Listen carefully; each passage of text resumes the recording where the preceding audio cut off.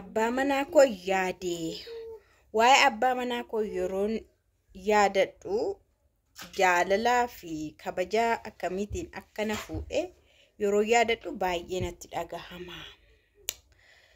Amma garuu abbaa manaa koo faana ergi addaan baanee waggaa 3dha. Jaalalaan kan turre waggaa 2. Gaayilaan kan turre waggaa 3.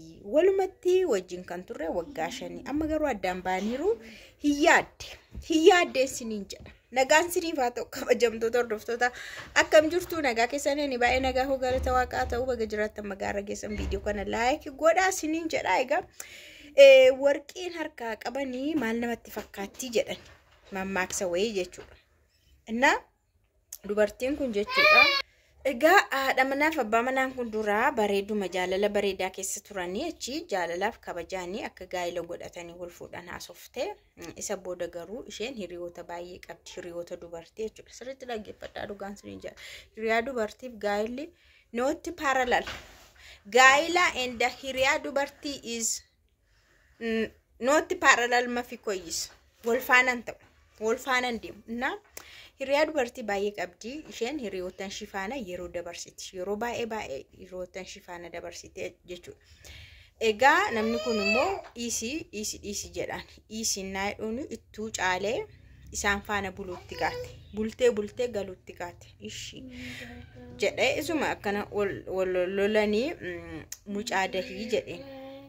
Mucaa dahii yeroo jedhu immoo sheeppiin koo hin tabalaashaa jetteen. Sheeppiin koo na jalaati bada waan ta'eef qooyi turii jetteen. Okay.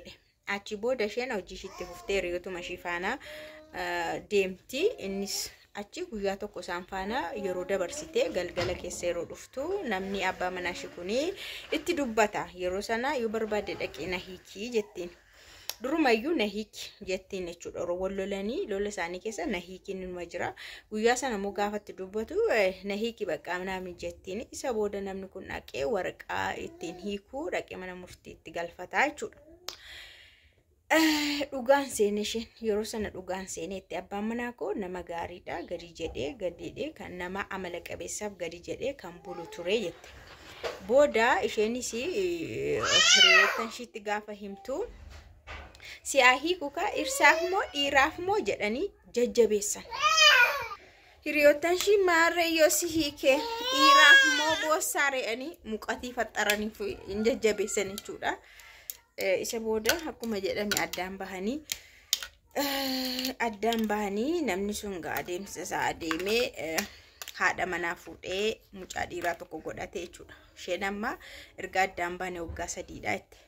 Erga addaan baane waggaa 3dha. Yeroon immoo gaa'ila kan biraa godhateetu mucaa ilma argate yeroo jedhamu immoo bakka baay'ee tokkoon tinii taate achi baay'ee yaadee ergan isa biraa deebi'ee dhiirota baay'eetti dhiyaadheera. Garuu dhiironni ani itti dhiyaadhe suni haga isaa ta'u miti ruubii isaayyuu kan naa ta'e hin jiru.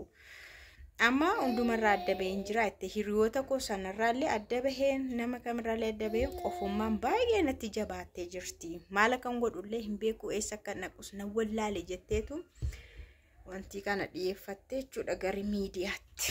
Dhageessaniire warqiin harkaa qabanii dhagaa namatti fakkaatti jedhan. Kanaaf asiniin jedhan yeroo baay'ee jaarsa keessan dabarsitanii kenniinaa kan hin jedhu kanaafidha. Hoyiidhaanis haa ta'u mooraaliidhaanis haa ta'u muqatiidhaanis haa ta'u qorraanis haa ta'u jaarsa fi dabarsanii gaafa kennan bultee kaatee dubbiin namatti jabaattee jechuudha. Kunoo amma yaade gidduu kana immoo waan isaa hin beeku baay'ee tokkoon isa yaade garuu bishaan jigee hin deebisanii jette haasofte jechuudha. Naafi faana viidiyoo hojjechaa irra waan ta'eef laayikii godha. Nama lamaa fi laayikii nama lamaa gochuu qabdu. Innaa hordoftoota kiyyaa keessattuu shamarran jechuudha. Waa'ee gaa'ila diiguu irratti kan miidhaa guddaan isaanirra gahu shamarranidha. Dubartootadha. Dhiirri rakkoo hin qabu. Dhiirri iddoo madaqetti haaraadha. Dhiirri iddoo madaqetti haaraa ta'e fuudha jechuudha. Wanti tokko waan isa daangessu hin jiru, humtuu hin jiru. Ibin ijoollee yoo qabaate iyyuu rakkoon hin jiru. Ilma fuudha dhiirri. Garuu dubartiin jechuudha gaa'ila ishii isa duraa diigdee jechuun isheedha baay'ee qormaataadha jireenyi baay'ee qormaataa jechuudha. Hiriyaa bakka hiriyaatti immoo jechuudha. Sijjammarii hiriyaa dubartiin tokko kaas durbi tokko shamarreen tokko erga gaa'ila dhaabbattee hiriyoonni ishillee singiloota ta'uun qaban. Yoo ta'anillee raafiliidha malee kollaapsii akka durii miti. Bakka isheerraa jijjiiramteetti waan ta'eef gaa'ila dhaabbatteetti waan ta'eef adeemsa isheen sun deemtu deemuu hin dandeessu. Adeemsa isheen singilii sanaa akkannaa duraanii deemuu hin dandeessu. Akka ishee durii baatee galuu hin dandeessu. Iddoo holmaan iddoon dhaqanillee eeyyama abbaa manaatiin iddoo abbaa manaa barbaadu nama abbaa manaa ishii barbaadu faana olmaan ishiillee bahuuf galuun ishii turtiin ishiillee. Sijjammar namni bara ammaa hojiidhaan biiziidha eessa oolaamti baay'inaan jechuudha. Osuma ta'uyyuu osuma wal argan mana walii dhaqan wal dubbisan iyyuu nama isheen faana turuu qabdu nama singilii ta'uun qabu. Maaliif rakkoodha kaama amalli iddoo singilii jiruu fi amalli haadha manaa bira jiru adda addadha. Ilaalchichi adda adda. Akkaataan uffannaallee adda adda. Argitan miti dubartiin haadha manaa abbaa manaa qabdu tokko akka ishee sanaa hin ta'uu hin dandeessu. Akka ishee humaa hin qabne ta'uu hin dandeessu. Kanaaf yeroo baay'ee shamarran jechuudha haala kanaan kan isaan gowwoom tokkoffaa akkanaan gaa'ila isaanii diigu. Inni lammataa immoo gaa'iluma isaaniiyyuu irraa fudhatama.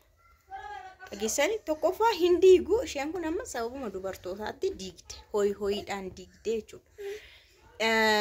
Rakkoo qabna hin jenne ilaalamma ishee rakkoon himani akkasuma godhe akkas ndaa'uum keessa baate nama gaarii nama gadi jedhee buluudha yuutii jette. Xigaabii ishee fi hiriyoonni ishee qubsanii akka isheen gaa'ila hin qabanne godhanii hiiki kadhiiraa humnaaf hin jedhamtu nama gaarii ta'an isaantu deebisee ijaaree gorsee mana ishiitti ol deebisee ofii jiru mataa isaaniitti baha ture. Isaan garuu waan isaan ishee akkas godhan gaa'ila ishee irra diiganii ofiis amma iddoo barbaadan jiru isheen isaan irraa adda baate qofaa jiru jechuudha. Kanaafuu inni kan biraa immoo gaa'ila kee keessattuu dubartoonni akka kanaa hiriyoonni akka kanaa yoo jiraatan meebii jaarsa keessirraa fudhatu. Kana waanuma arginedhas waan dhageenyedhas jaarsallee irraa fudhachuun jira hiriyaan.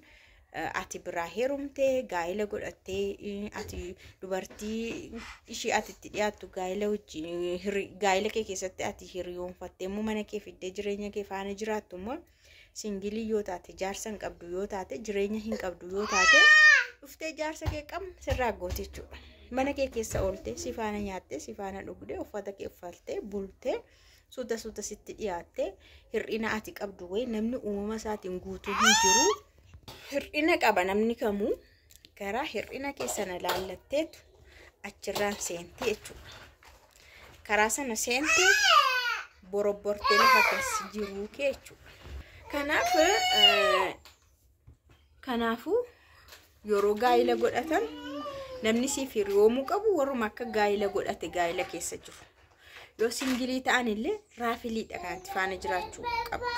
Mataa kee biizii goota, jireenya kee biizii goota bakka. Mana kee yoo dhufanillee daangaatti goota. Hammati faana haasoftullee daangaadha. Ol dabarsitee siree abbaa manaa kee faana irra ciisturra hin ciibsitu. Kun baay'ee rakkoodha siniin jedhaan. Of eeggadhaa barittiin jabaatteetti. Amma qaala'insa jireenyaa miti kan qaale. Dhiirrillee waan qaalee dhiira wal jalaa hatu. Dhiirris qaalii irra jira. Naamsoo beemorre meeqatu jaarsa namaa kun hatee mataa nu dhukkubsaa ramti ganamaa galgala kan boonyuun jiru nu ajandaasaa qabne.